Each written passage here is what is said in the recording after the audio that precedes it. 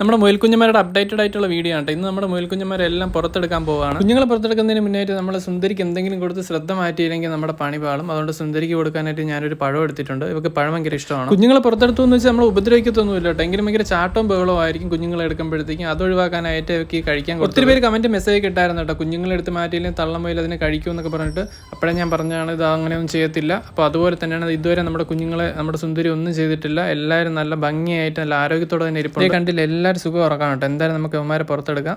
തൽക്കാലം പുറത്തെടുത്തിട്ട് വെക്കാൻ വേണ്ടിയിട്ട് ഒരു ചെറിയ ചെടിച്ചെടിയാണ് കേട്ടോ എടുത്തേക്കുന്നത്. മുയൽക്കുഞ്ഞന്മാരുടെ അപ്ഡേറ്റ് ചോദിച്ചവർക്കും കുഞ്ഞുങ്ങളെ പുറത്തെടുത്ത് കാണിക്കുമെന്നൊക്കെ ചോദിച്ചവർക്ക് വേണ്ടിയിട്ടുള്ളൊരു വീഡിയോ ആണ് കേട്ടോ ഇത്. അങ്ങനെ നമ്മുടെ ആദ്യത്തെ കുഞ്ഞിനെ നമ്മൾ പുറത്തെടുത്തിട്ടുണ്ട് കേട്ടോ.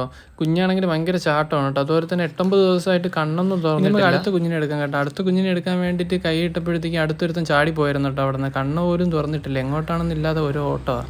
അവനൊന്നും കണ്ടുകൂടെങ്കിലും മണം പിടിച്ച് ഓടിക്കൊണ്ടിരിക്കുകയാണ് കേട്ടോ. അടുത്ത് നമുക്ക് ആ ഇറങ്ങി ഓടിയതിനെ തന്നെ പിടിക്കാം കേട്ടോ. അങ്ങനെ അവനെയും പിടിച്ചിട്ടുണ്ട്.